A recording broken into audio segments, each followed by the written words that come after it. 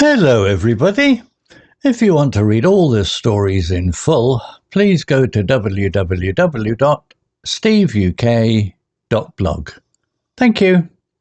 Short story 481, The Curious Case of the Confused Cabbage. Upper beginner.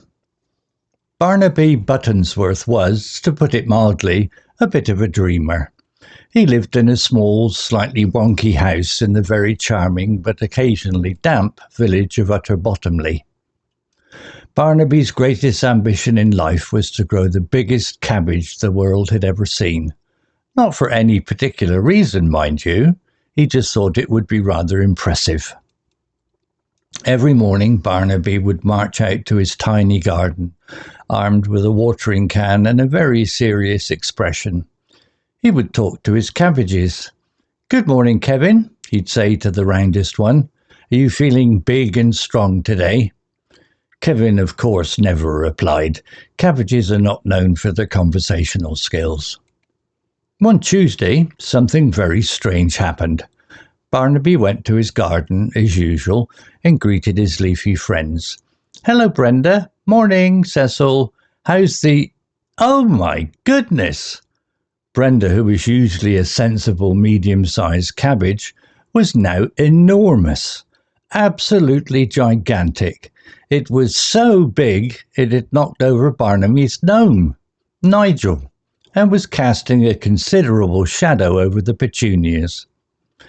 Barnaby stared. He poked Brenda gently with his finger. "Brenda?" he whispered. Brenda remained stubbornly silent and very, very large. He rushed inside and grabbed his magnifying glass. He examined Brenda closely. There were no strange insects, no unusual colours, just a very, very big cabbage. "This is extraordinary," Barnaby exclaimed to his empty kitchen. He decided to call his best friend Penelope Plumtree. Penelope was a practical woman who owned the village's slightly chaotic tea shop. "Penelope, you won't believe it," Barnaby said excitedly into the phone. "My cabbage, it's huge." Penelope sighed. "Barnaby dear, you're having one of your moments again. Did you try that new cheese from the market?"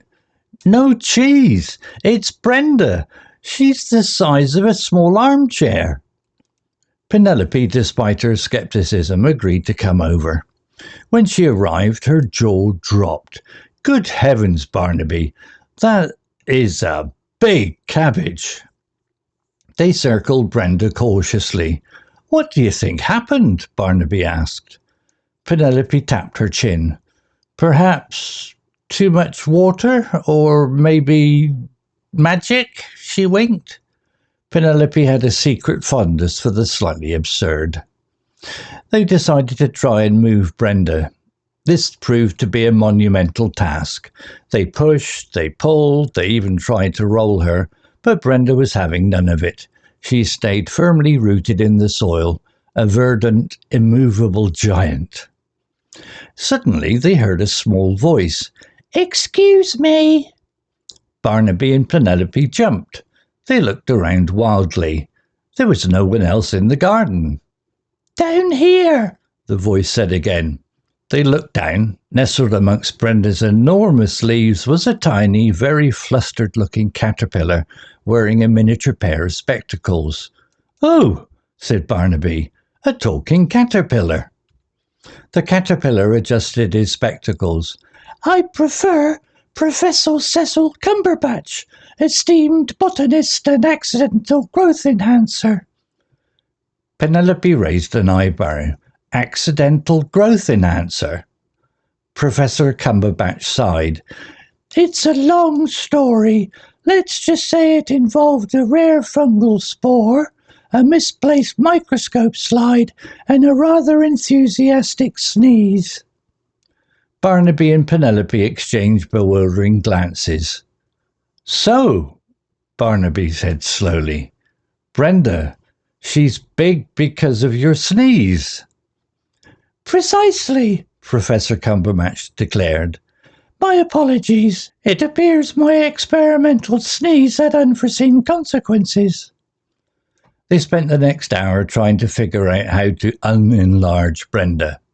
Professor Cumberbatch tried humming scientific-sounding tunes. Penelope offered Brenda a strong cup of tea, which Brenda unsurprisingly didn't drink. And Barnaby tried asking Brenda politely to shrink. Nothing worked. Finally, Professor Cumberbatch had an idea.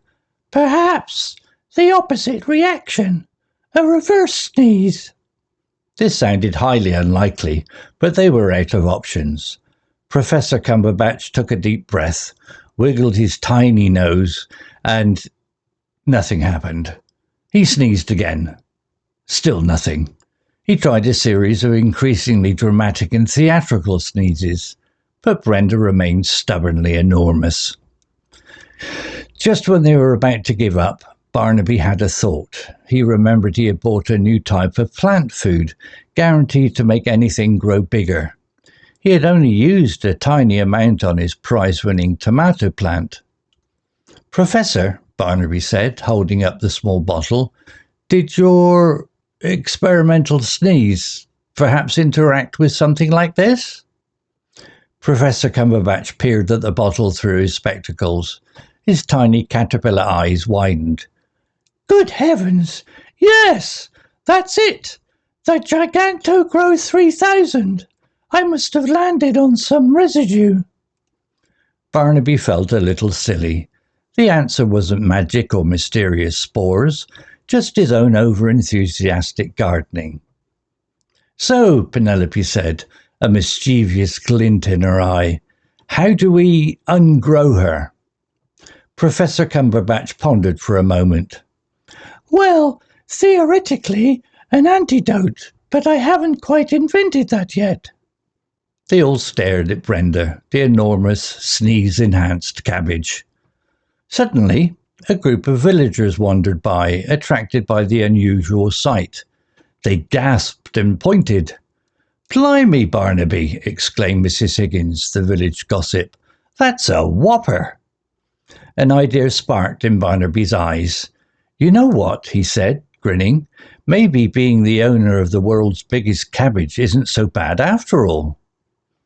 And so Brenda the giant cabbage became a local sensation. People came from miles around to see her. Barnaby charged a small fee for photos. Penelope sold Brenda's big cabbage cake at her tea shop, which surprisingly was very popular. And Professor Cumberbatch became the village's resident and slightly accident-prone botanical expert. As for Barnaby, he still dreamed of growing impressive vegetables, but he learned a valuable lesson. Sometimes the most unexpected things can lead to the most amusing adventures. And sometimes a giant cabbage is just a giant cabbage, albeit one with a very interesting story.